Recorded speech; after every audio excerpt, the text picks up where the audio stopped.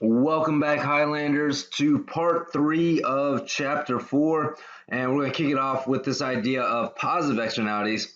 Right, so we get into the positive stuff this lecture video. Now, remember that when it comes to this idea of positive externalities, it doesn't create external costs, but rather external benefits. So this is when there are benefits accrued to somebody other than the producers of the positive externality. So we already went over a few examples of these when we introduced externalities at the beginning of this chapter, but let's go ahead and go over just a couple more. So education is an example of a positive externality in the sense that with an education, yeah, if you're spending the time and effort to go to school or watch lecture videos and take tests and things like that, then that is going to help you become a smarter, more knowledgeable human being. It's probably going to help you get a higher salary in the future. So again, you get the benefits of becoming educated, but you also have to incur the costs of paying for that education and again, spending all that time and effort getting that education. Now, everybody else, right, they get a more educated person to deal with when you decide to become educated, and they don't have to pay those costs. They don't have to undergo those tests or listen to those lectures, right? So they just get the benefits. They don't get the costs, right?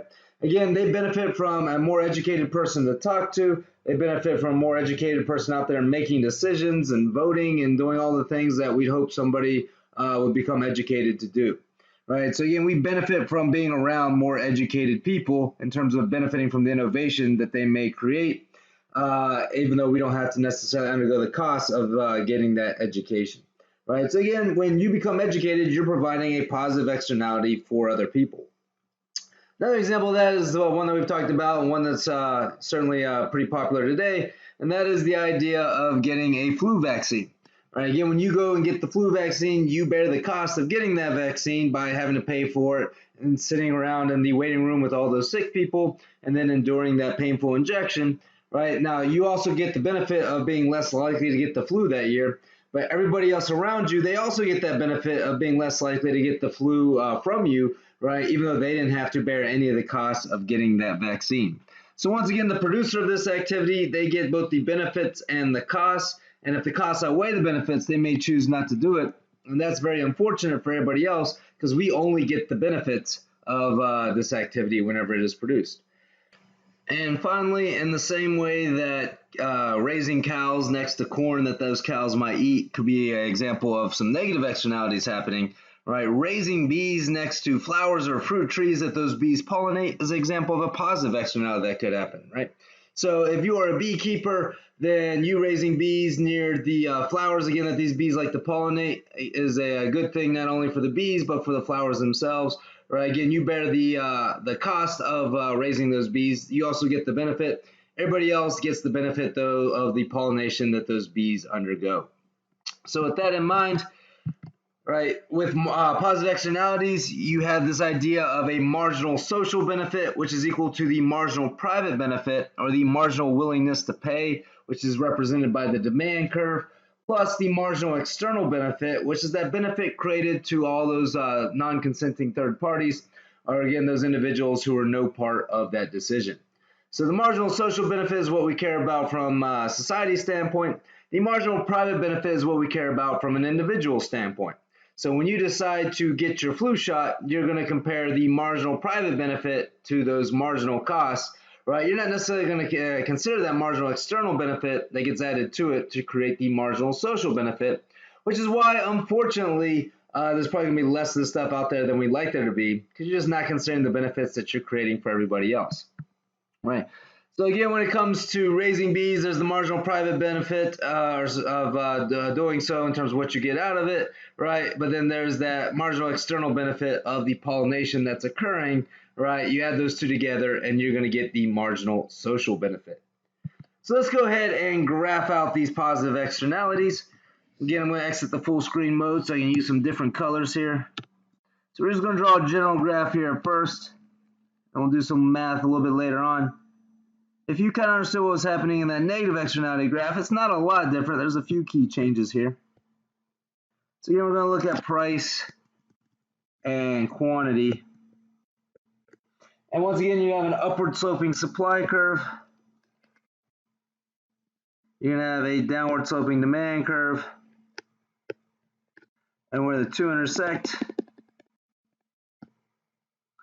you're going to get the market quantity or market equilibrium quantity and the market equilibrium price. And remember, this market equilibrium quantity and price is what we're going to produce when we take into account that we're really just looking at those private benefits there, or our marginal willingness to pay, right? So again, remember that our marginal social benefit is equal to that private marginal willingness to pay plus marginal external benefits. So let's say this is the case of you trying to, say, raise some bees near your neighbor's yard, and your neighbor's trying to grow flowers, and so those bees can help pollinate those flowers. Right. Well, if that's the case, then you raising the bees in your yard is going to create some marginal external benefits for your neighbor, right? And that's going to push the demand for these things out to the right. So in the same way that negative externalities shifted the supply curve to the left by the amount of the marginal external cost, the positive externality is going to shift the demand curve out to the right by the amount of the marginal external benefit. Right, so this is going to be our marginal social benefit curve, which is going to be equal to our marginal willingness to pay plus our marginal external benefit. Right. All right, so some people always ask, why is it that positive externalities will shift that demand curve to the right, but negative externalities shift that supply curve to the left? In other words, why are negative externalities affecting supply while positive externalities are affecting demand? And my best answer to that question is that we tend to supply those negative externalities, things like pollution or secondhand smoke, right? Those are things that get supplied, but those aren't really things that are demanded. Like, nobody wants secondhand smoke, nobody demands pollution, right? They're just kind of byproducts of the production process. Whereas with a positive externality, these are things that people tend to demand. Like, people do want things like clean environments, or again, bees pollinating their flowers, or people to be educated or flu vaccinated, right? So that's why that's why the idea of a positive externality, or this marginal social benefit curve, is a shift of the demand curve rather than supply. Now, where that marginal social benefit curve intersects the supply curve, this is going to be our new socially optimal equilibrium. In other words, again, this is where society would really like us to be. So we'll call that Q star. And this is our P star. Right. And once again, we're going to have a quantity that is not at the socially optimal amount. Now, in the case of a negative externality, the market tended to produce too much. There's too much secondhand smoke and too much pollution. In the case of a positive externality, the issue is not one of too much, but of too few. Right, there is fewer transactions out there than we'd like there to be. There's fewer people out there raising bees, given that they can benefit our flower pollination. There's too few people out there getting vaccinated from the flu, and there are too few people out there becoming educated, right? Because again, they're not counting the marginal external benefits that their activities are providing. Right, so with that in mind, again, this is the socially optimal equilibrium. This is where we'd like society to be. Having said that, this is the actual equilibrium, or the market equilibrium. This is where society is, because the people who are making these decisions that are providing positive externalities aren't accounting for the external benefit. They're only comparing the marginal cost to the private marginal benefit, or their marginal willingness to pay. So if the costs outweigh the benefits to them, they're not going to do it, even though society would like them to. Right. And once again, you're going to have a situation known as dead weight loss, and that's the fact that there are fewer transactions out there than we'd like there to be. In other words, this triangle here is going to represent that dead weight loss, or that inefficiency that exists because we're producing at QM and not Q star. So again, the dead weight loss is directly related to the fact that there are fewer transactions out there than we'd like there to be from a socially optimal standpoint. So that's what the graph of a positive externality looks like. again, you've got to add the marginal external benefit that an activity provides to your marginal willingness to pay, right, in order to create that marginal social benefit curve. So hopefully that makes a lot of sense. With that in mind, though, let's go ahead and make sure we understand it. So when positive externalities are present, the market equilibrium will not be the same as the socially efficient equilibrium. Once again, there's going to be too few people out there getting vaccinated from the flu, or less people out there getting vaccinated than we'd like there to be. Right, you could certainly argue that wearing those masks during the COVID-19 social distancing time period, right, that could be an example of a positive externality. When you wear a mask, you get the benefits of wearing a mask, right? You also get the costs of the discomfort of the mask itself, right? Everybody else, they only get the benefits. Well, even though you might see a lot of people out there wearing masks, you're probably also going to see a lot of people out there not wearing masks. Again, you're going to see less masks out there than we'd like there to see from an economic standpoint, given that people aren't taking into account those external benefits, right? So again, the problem here is that the market will produce too little and create dead weight loss. Now, if I give you some equations, then you need to be able to figure out, again, what the difference is in the socially optimal amount and the market equilibrium amount, and again, figure out what that dead weight loss is going to be. So let's go ahead and make sure that we can do that using these equations here. All right. So once again, let's exit the full screen mode so that we can use some different colors here. So I'm going to draw my graph. Then we'll start filling it in based on what these equations represent. So once again, we got price and we got quantity.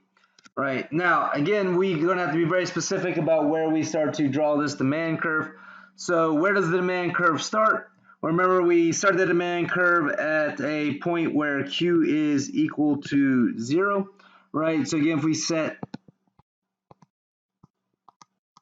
QD equal to 0, then P is equal to 100. So our demand curve starts here at 100.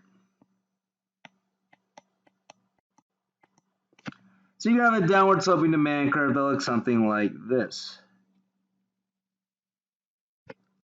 Okay. Now, where does that demand curve hit that x-axis? Well, in order to figure that out, you've got to set P equal to 0.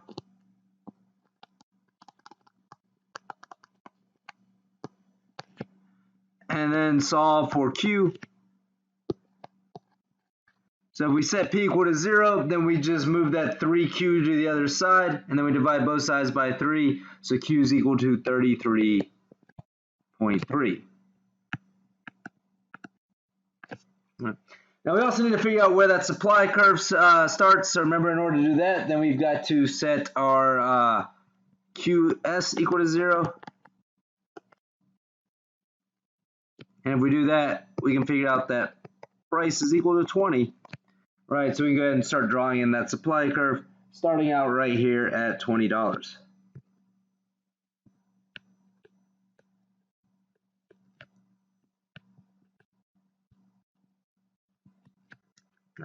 Stylus doesn't seem to be wanting to work.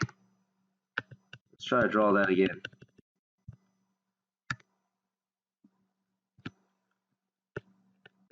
There we go. All right, so again, we're going to draw an upward sloping supply curve. That's, remember, going to be slightly flatter than our demand curve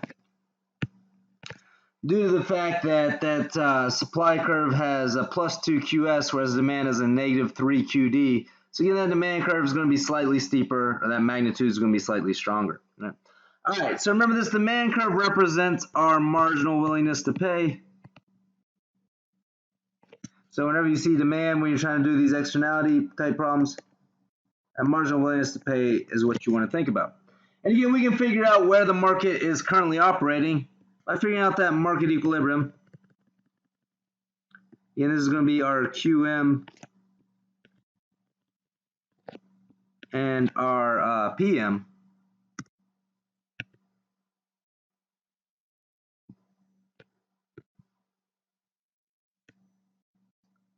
This computer is very sensitive today. So with that in mind, again, we can start setting those equations equal to one another. So to solve for that market equilibrium. We're going to put 100 minus 3Q equal to 20 plus 2Q. Hopefully you're kind of familiar with how to do this by now. And we got to get all our Q's to one side, right? So again, we subtract 20 over to this other side. That's going to be equal to 80. We're going to add 3Q over to the other side. That's equal to 5Q. So we got 5Q equal to 80. So we can figure out that QM is going to be equal to 16. So QM here is 16. And then we just plug that 16 into either the supply or the demand equation, or both, right? Again, if you want to check and be careful here, make sure you did it right. So P is equal to 100 minus 3 times 16, or 100 minus 48 is 52. P is also equal to 20 plus 2 times 16, or 20 plus 32, should be equal to 52. Again, either way, you should get the same number, assuming you did it right. It's always a good way to check. So $52 is our market price, and we have 16 transactions happening here in market equilibrium. Now, let's say that I told you that this particular activity has a marginal external benefit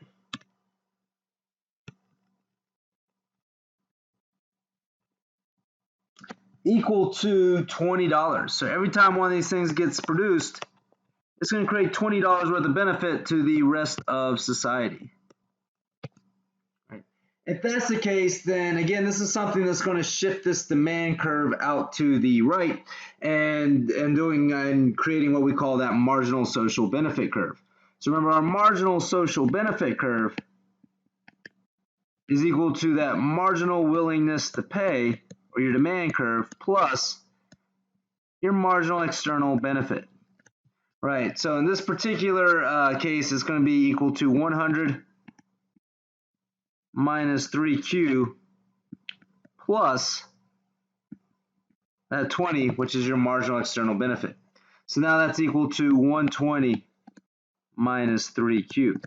Right, and again, we can go ahead and figure out where this new demand curve is going to hit that y-axis. Right, again, we just set Q equal to 0, and we know that P is going to be equal to 120, so that's where this thing starts.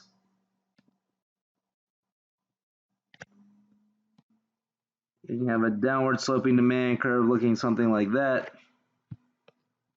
Assume that's a parallel shift, meant it to be. And then we just set P equal to 0 and solve for Q. Q should be equal to 40 there, right? So with that in mind, that's where that's going to hit that x-axis. It's right here at 40. All right, and then we need to figure out a new equilibrium here. This is going to be our E star, or our socially optimal equilibrium. This is where society would like us to be once we take into account what those marginal external benefits are. So again, this is going to be Q star.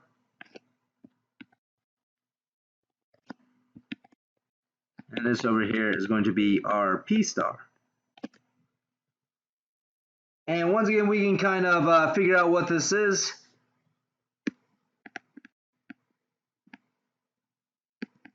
By setting our marginal social benefit curve equal to our supply curve, right? So again, this curve over here is now our marginal social benefit curve, and we're looking where that intersects with supply. So this is now 120 minus 3Q is equal to 20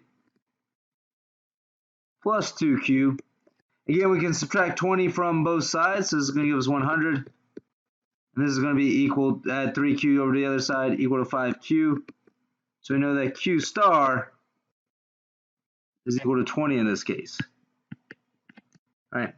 And then in order to figure out P star, all we got to do is plug this into either of these P equations, right? So price is either equal to 120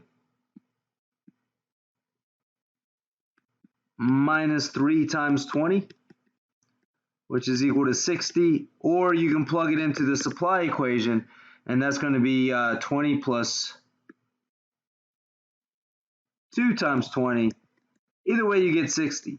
Now, a quick note on this: make sure when you're figuring out your socially optimal equilibrium, right, your P star and your Q star, that you plug that Q star into your equation for marginal social benefit in the case of a positive externality, right? Because you're not plugging it back into your original demand curve, because that's not what we're talking about here. We're not talking about where the original demand curve intersects your supply curve. You're talking about where this marginal social benefit curve intersects your supply curve, right? So when you're checking to make sure you did it right and you're plugging that Q star into both your original supply curve and your new curve, make sure you're plugging into your equation for marginal social benefit and not your equation for your original demand curve. Right? Because if you do that, then if you plug into your equation for your original demand curve, then you get a different number and you'll think you're doing it wrong, right? So we know that this price here, this P star, is equal to 60. All right. So once again, as we talked about, when a positive externality is present, the price is going to be too low. In other words, we love to reward people more for doing this particular activity by giving them a higher price for providing it. And again, the quantity that is provided is going to be too low. We love if people did more of this particular activity. So again, there's some deadweight loss that is being created. If we want to figure out how much deadweight loss is being created, we can do so. Remember, the situation revolves around, or the inefficiency revolves around the fact that we have too few transactions, right? We have 4 transactions less than what the market would prefer. So we need to figure out what this deadweight loss is here, or the area of this triangle. Right. Now, in order to figure out the area of this triangle, then we need to figure out this number here.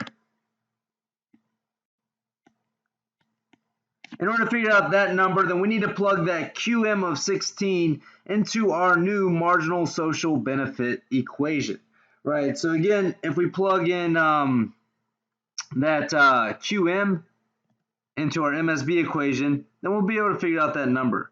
So MSB at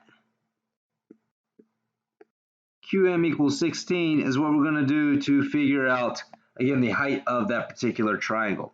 Right, so we got 120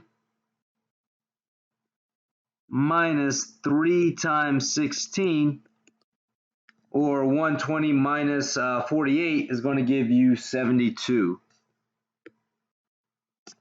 which is the height of this triangle here, or that, that price there, right, that we can now use to figure out the height of that triangle.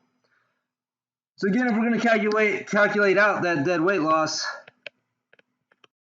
that's equal to 1/2 base times height, right? So what's the base of this triangle, right? Well, the base of the triangle is the difference between the number of transactions,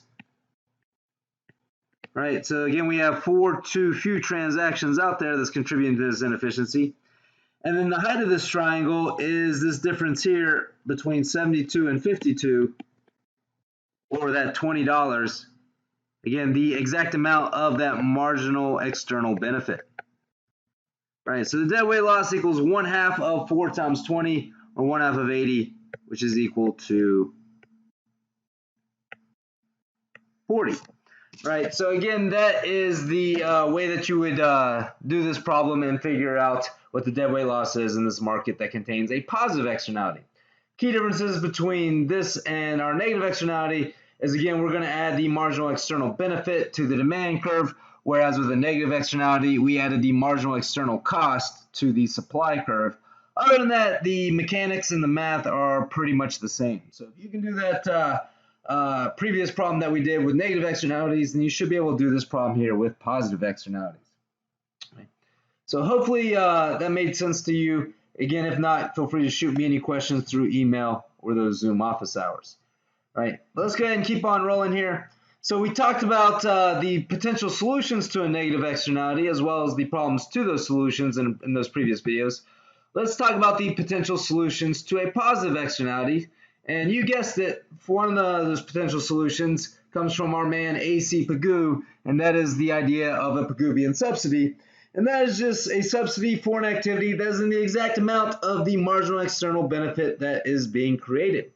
So in the same way that you might want to impose a Peruvian tax to solve negative externalities, or at least the problems caused by them, right, then you want to have a Peruvian subsidy to solve this idea of positive externalities, or at least, again, the problems caused by them.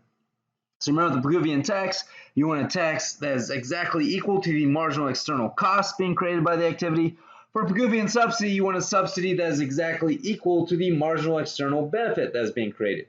Remember, a tax is when the government takes money away from you for doing something. A subsidy is when the government gives money to people for doing something. So again, when it comes to education, the government has always had a kind of a big role in subsidizing that, especially recently, right? So as we recognize that the society is better off the more people we have educated, the government has decided to help give people money to go to school. Some of you might be receiving subsidies from the government right now to attend UC Riverside. Right, and again, the idea here is you want to create a subsidy that is exactly equal to the marginal external benefit being created. So going back to our previous graph here, this distance between the old demand curve and the marginal social benefit curve, that is exactly equal to the marginal external benefit that is being created. And if we do this right, then that should be exactly equal to the amount of that Peruvian subsidy.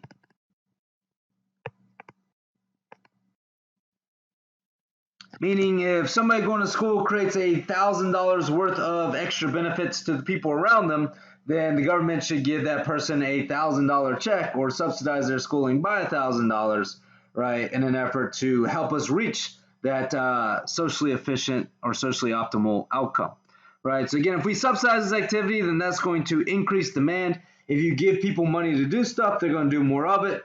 And if you can get that subsidy in the exact amount equal to the marginal external benefit being created, well, then you've helped us go from EM to E star or helped us reach that socially efficient or socially optimal equilibrium. Right, so that's the idea anyway. As with the idea of a Peruvian tax, it's kind of hard to know exactly how much we should subsidize education. Right, again, you can go too far with it. And going too far with it might lead to some unintended consequences. Right, so a lot of people have complained that the cost of education has risen more drastically or more severely in recent years. Right, it's certainly increased faster than the wage rate or the average salaries that people receive. So people are like, why is that? Why is the education getting so expensive? Well, there's a couple reasons for that. One is that the demand for college education has gotten a lot higher and has done so very rapidly. But another thing is that the government tends to subsidize education a lot. Think about it. If people know that the government's going to give students checks to go to school, then schools can start raising the price of their tuition, and they know people will still have the money to pay it. So the government all of a sudden announced that, hey, we are going to give every potential UC Riverside student $20,000 to help pay for their college education. All those greedy administrators at UC Riverside are going to start rubbing their mitts together and smiling, saying, well, now we can jack up tuition, and they'll still have the money to pay it. And we use that tuition to pay those bloated administrative salaries and other kinds of things, right? So again, it could lead to some unintended consequences, right? Having too few of these things is certainly a bad thing, but paying too much could do something like drastically increase the price. And so again, a Peruvian subsidy that is too high could create a whole different kind of problem. So again, keep in mind that we got to get this right if we're going to reach that socially optimal equilibrium. And even Peru himself said that was a hard thing to do, right? Even if officials weren't corrupt and wanted to do it, it's just hard for them to have the information to know what that right amount is. All right, so that wraps up our conclusion on externalities. Let's go ahead and segue a little bit and start talking about public goods. So public goods have two key characteristics. So again, there are two characteristics that make a good a public good, and one of them is probably not what you think it is. A lot of people think that if the government provides the good, then that's what makes it a public good. Please remember that a public good is a good that has these two key characteristics, and none of them are whether or not the government provides it. One of those key characteristics is that the good has to be non-rival in consumption, right? And non-rival consumption means that when you make the good available to one consumer, you do not reduce its availability to somebody else, right? So again, there's different kinds of goods. There's private goods and then there's public goods. A private good is like a sandwich that you eat or a beer that you drink, right? Those are examples of private goods. If you drink a beer, I can't drink that very same beer, at least not without something really nasty happening, right? So again, when you consume something, I can't also consume the same unit of that thing. So again, that's kind of what makes private goods different. A public good, however, two people can consume it at the same time. Your consumption isn't going to interfere with my consumption, right? So for example, like an outdoor fireworks show would be an example of a public good. If fireworks are out there lighting up the sky, when you look up and watch those fireworks, that's fine. That doesn't interfere with my ability to look up and watch those fireworks. We can both look up and watch those fireworks at the same time, right? Or when you're at a traffic light and I'm at a traffic light, we can both enjoy the benefits of that traffic light at the same time. You using that traffic light really doesn't interfere with me using that traffic light, right? So that's what we mean by non-rival in consumption. And the other characteristic that makes it good at public good is that it is non-excludable, right? And non-excludable means that it is impossible or incredibly costly to exclude non-paying customers from receiving the good, right? So again, it's impossible or incredibly costly to exclude non-paying customers from receiving the good. We always throw in that or incredibly costly because some people like to say nothing's impossible. Yeah, but if the costs are prohibitive, then it kind of works out to be the same thing, right? So for example, again, in the case of a beer, if somebody's out there selling beers and I don't fork over enough money to buy a beer, then they can certainly exclude me from taking that beer, right? They can certainly call the cops or prevent me from getting that beer for whatever reason, right? Now, that's not the case of the outdoor fireworks show, right? Once those fireworks are out there lighting up the sky, again, not only can we enjoy looking at the fireworks at the same time, but you can't really stop me from looking at the fireworks, even if I didn't help pay for the fireworks show, right? So let's say somebody was passing a hat around collecting money for the fireworks show. The more money, the better the fireworks show. Well, I could choose to not throw money into the hat, right? Not contribute, still look up at the fireworks that are lighting up the sky and enjoy those fireworks. You can't really stop me from doing it. Once they're out there lighting up the sky for a few people, they're out there lighting up the sky for everyone. Again, you can't really stop me from looking up at it, right? Unless, of course, you want to go out there and say stab out the eyes of all the non-paying customers so they can't see the fireworks or anything else for that matter. But that's what I mean by incredibly costly. So again, it's pretty impossible or incredibly costly to stop me from looking at the fireworks show that I did not pay for. Right, so again, for a good to be considered a public good, it has to have both of these characteristics. It has to be non-rival in consumption, and it has to be non-excludable. So let's go over some definitions of some public or some examples of public goods. So like national defense would be an example of a public good, right? The military is non-rival in consumption in that you can enjoy the defense provided by the military, and I can enjoy the defense or safety provided by the military, right? We can both enjoy it at the same time, right? You enjoying it doesn't really interfere with me enjoying it. It is also non-excludable in that whether or not I pay my taxes, I still enjoy the protection that the military has to offer, right? The military can't protect, say, every house in America, except for that one Thompson home down the street who didn't pay their taxes, right? We'll allow them to be taken over, right? Just protect everybody else. It doesn't really work that way. To protect the country, they have to protect everyone in the country, whether they paid their taxes or not. So it's non-rival in consumption and non-excludable. A lighthouse that helps guide ships into port is an example of a public good. Right? It's non-rival in consumption in that multiple ships can see that light and use it at the same time. Right? One ship being guided in by that light doesn't interfere any other ships from being guided in by that light. And it's non-excludable in that whether or not you help pay for that lighthouse, once that light is out there guiding ships in, any other ship can see it and use that light to guide themselves in as well. Right, so again, non-rival consumption and non-excludable has both these characteristics. That's what makes it a public good. Right, now, again, a lot of people make the mistake of thinking that public goods mean that the government provides it, or that the government,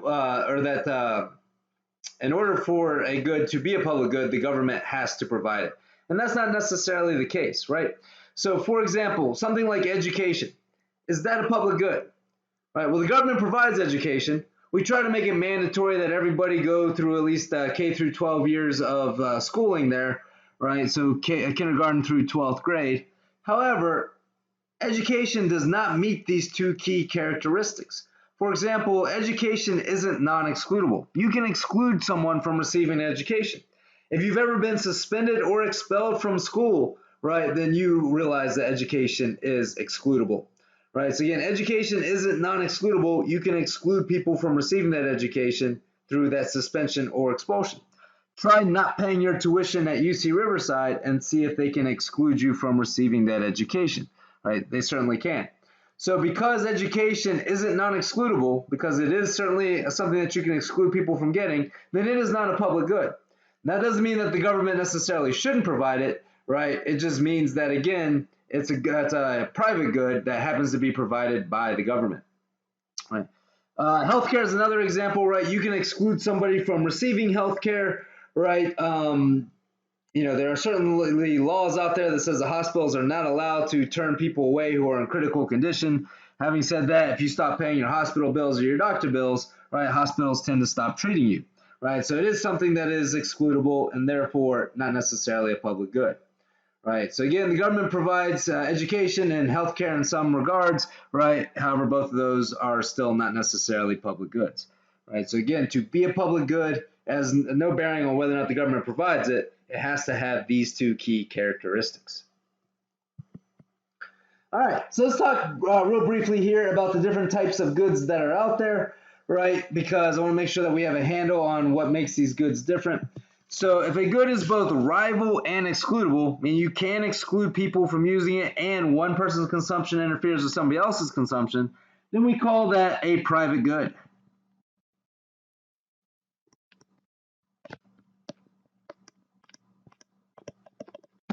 And a private good, again, might include anything from the typical things you buy, like clothing, cars, I don't know, Skittles, one of my favorite kind of candy, food, whatever, right? These are examples of private goods, right? Now, if a good is non-excludable, meaning that, again, it's impossible or incredibly costly from excluding somebody from using it, but it is rival in consumption, meaning that one person's consumption interferes with somebody else's consumption, and these are what we call common pool resources.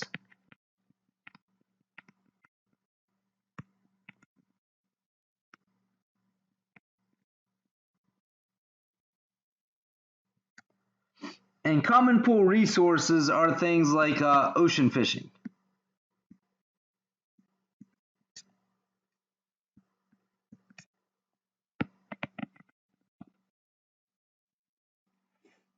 Or even a busy highway could be an example of this.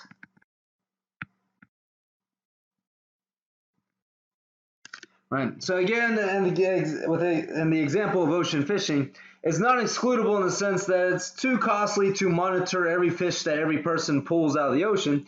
But each fish that somebody pulls out of the ocean is a fish that somebody else can't necessarily get. Right. So again, it is rival in that every fish you pull out is a fish that somebody else can't enjoy. Right. Same thing with space on the highway, right? It's pretty difficult to exclude some cars and not others from getting on the highway. If you open up that highway, it's open to everybody, right? But for every car that's on the highway, then there's less space on the highway for somebody else to navigate through or enjoy, right? So again, it's rival in consumption, right? Now, something that is non-rival, meaning that, again, multiple people can use it at the same time. One person using it doesn't interfere with somebody else from using it, but is excludable and that you can stop people from using it, is what we call club goods.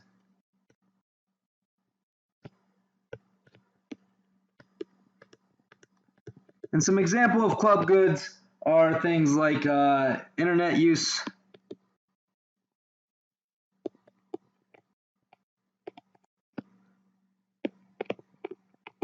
or say something like Netflix streaming service, which I know a lot of people are probably using more than they have been using in the past. Right, so Netflix streaming service, or any kind of streaming service for that matter, kind of falls in this category, right? So again, if you popping on Netflix to watch your favorite show, now I'm popping on my Netflix account to enjoy my favorite show, we can both use Netflix at the same time. You using it doesn't interfere with me using it, right? But at the same time, it is excludable. If I stop paying for Netflix, they will stop giving me the service. And then finally, the non-rival and consumption and non-excludable, having both of those characteristics again is what makes you a public good.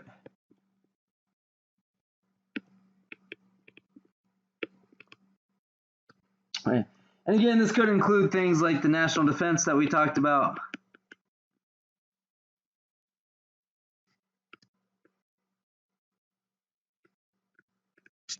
The lighthouses that are help guiding ships into port. Traffic lights.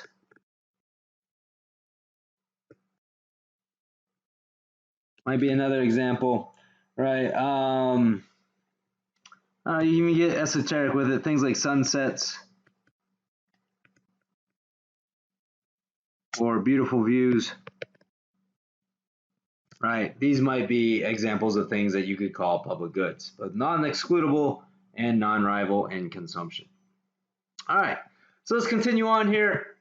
Right, so let's go through an example of how these public goods might pose a problem for not only the environment, but again for us reaching a socially optimal equilibrium. So I want you to imagine now that there are 3 homes that share a lake that is polluted by a power plant, right? So again, you are one of 3 homes that are kind of sharing this lake, and you can use this lake for recreation, but there's a power plant that is polluting that lake. All right, now with that in mind, we can reduce the contamination in the lake by a part per million is kind of our measure of contamination, right? So again, we're measuring our reduction in contamination in units called parts per million. And in order to reduce the contamination by 1 part per million, right, the marginal willingness to pay for home A is $110. The marginal willingness to pay for home B is $60. The marginal willingness to pay for home C is $30, right? And the marginal cost of reducing the lake by 1 unit or 1 part per million is going to be $50, right? So with that in mind, right, given that information, right, we can add up what is the aggregate marginal willingness to pay here for all 3 homes. So if you add 110 plus 60 plus 30, then that answer is 200. Right. So the aggregate marginal willingness to pay, or how much all 3 homes together value getting rid of that pollution, is $200 worth. The marginal cost of getting rid of that pollution is $50 worth. The smart play would be to get rid of that unit of pollution. Right. So with that in mind, should we reduce ppm by 1 unit?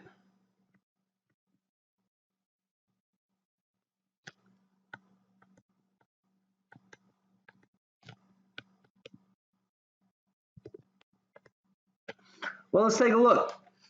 Right. So if we were to ask home A,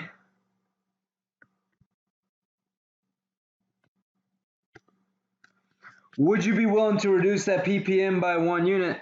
Home A is looking at the marginal benefits, or their marginal willingness to pay, which would be $110, versus the marginal cost of $50. And they'd be like, yes, let's get rid of that pollution. Right. If we were to ask home B what they'd be willing to do, they're looking at their marginal willingness to pay, which is $60, and their marginal cost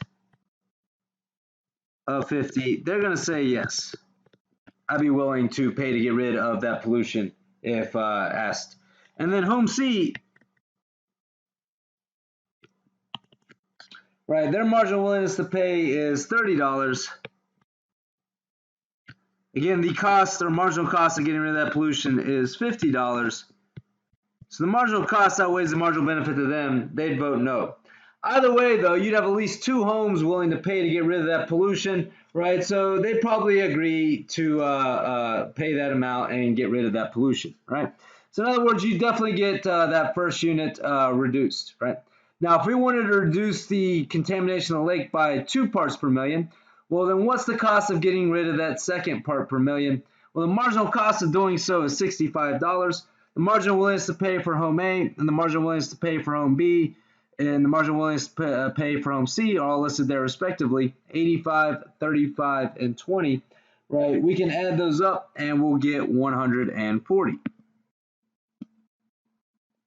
So again, as a group, 140 outweighs 65. Then as a group, they'd definitely be willing to clean up that lake by getting rid of that second part per million of contamination. So should we reduce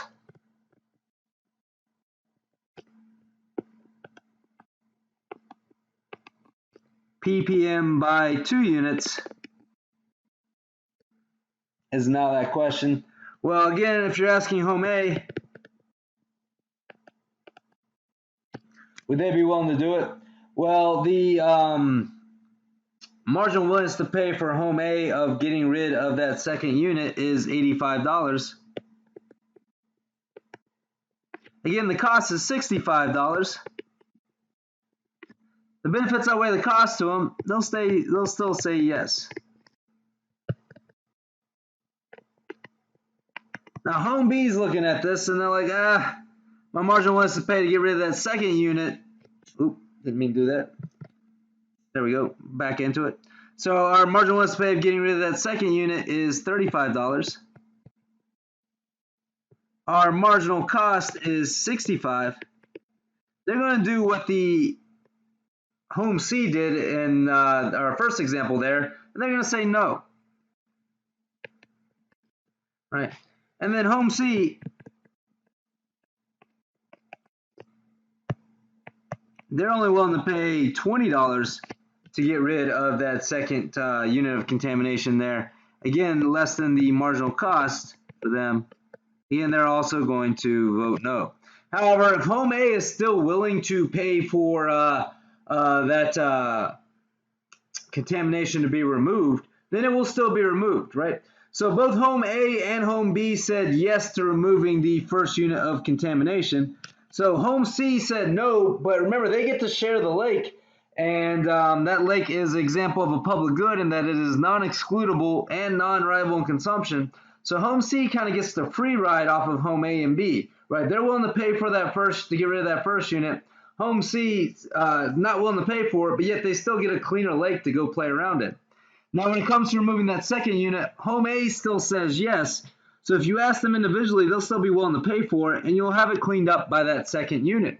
Right, home B and home C are now both free riding off of home A's willingness to pay. In other words, they both get to enjoy an even cleaner lake, right, without paying for it.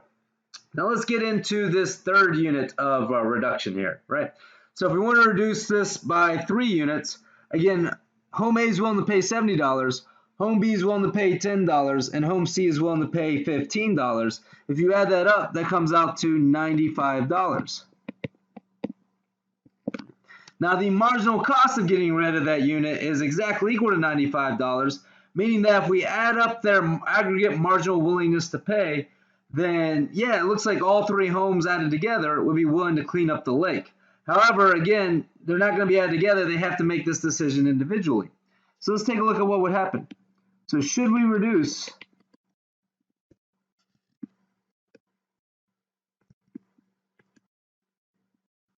the amount of contamination by 3 units? Well, if you were to ask home A, they might respond with something like, I'm tired of paying to clean up the lake that everybody else gets to enjoy without having to pay for it. So again, they only get $70 worth of benefits. However, the cost of cleaning up that third unit is $95. So they're going to vote no. So home A has kind of let us down for the first time. Home B, right, they're only willing to pay $10 to clean up that third unit. Again, the cost is $95. So that's a hell no from them. And then we got home C. Again, they're willing to pay $15. The cost is $95. So that is an emphatic no. Right. So here's the tragedy, is that if they were all able to get together, they could agree to clean up that lake by that third unit of contamination, which would have been the most appropriate amount given that the marginal benefits are equal to the marginal costs here at that unit. Right. However, this third unit is not going to get cleaned up because no home individually is going to want to spend the resources to do it. Right. Now, if you were to ask about whether or not we should clean up that fourth unit, Well, the marginal willingness to pay of those two homes added together is 75. The marginal cost is 150. So it doesn't make sense economically for these homes to want to clean up that unit or that fifth unit of pollution, right? Because again, the costs outweigh the benefits, right? So what is the socially efficient reduction?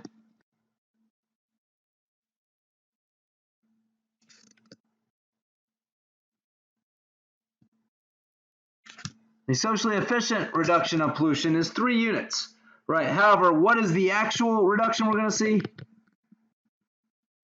Well, the actual reduction is only going to be 2 units, right? Because again, no one individual home is going to clean up that lake by that third unit, right? So again, when it comes down to it, the problem is that we're not going to reach that socially efficient quantity when the idea of a public good is involved, right? Public goods tend to be undersupplied.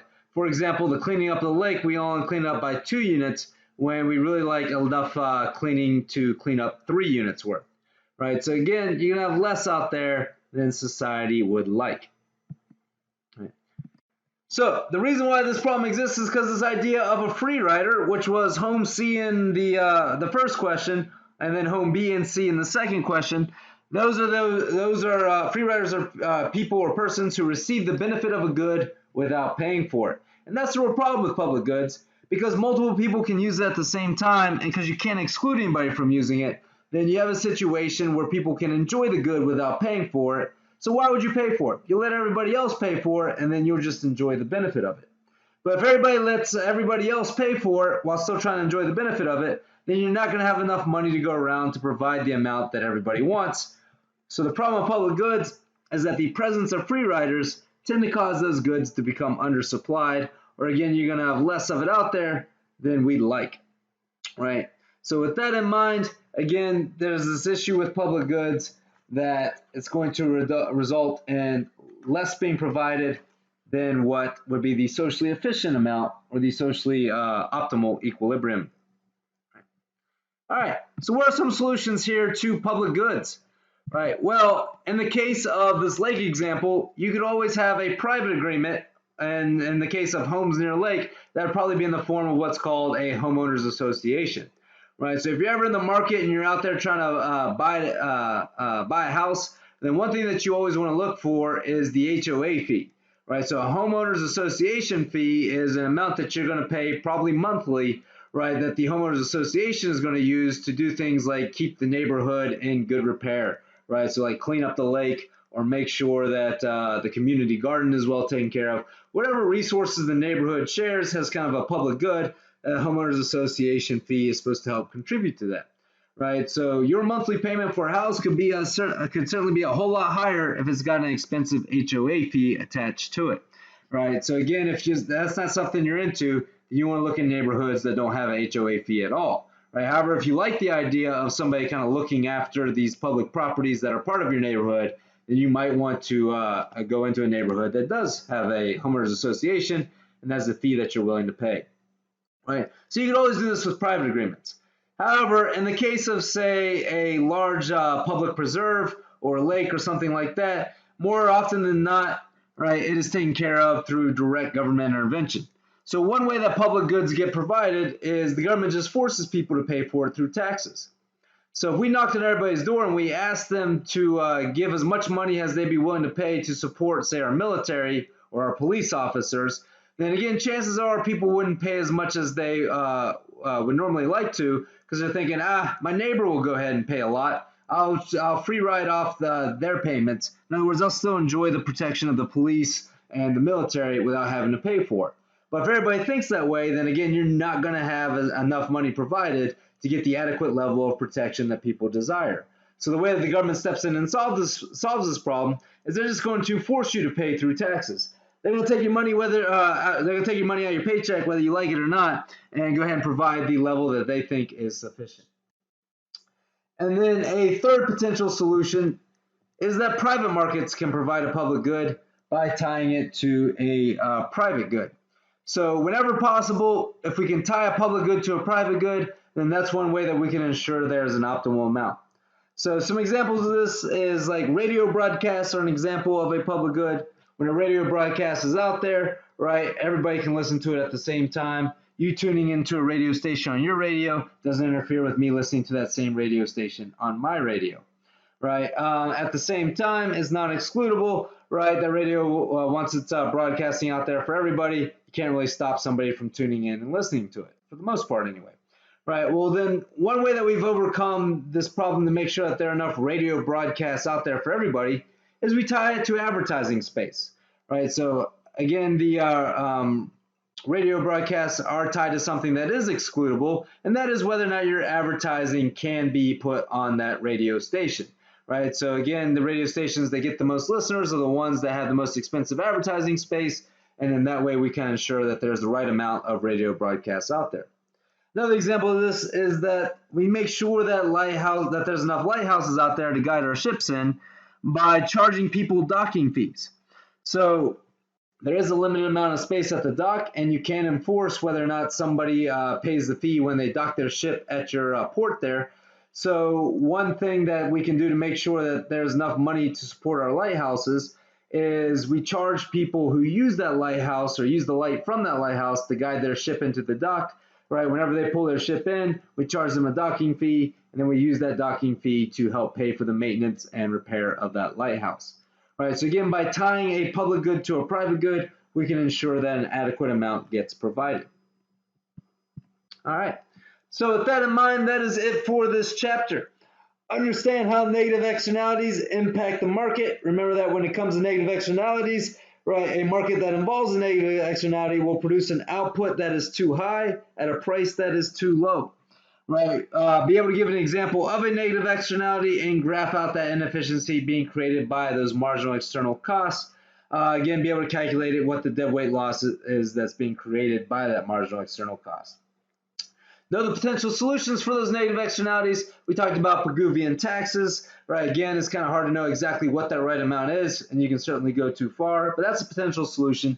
We also talked about coast bargaining, but remember that only works if the transaction costs are low and people can get together and freely negotiate.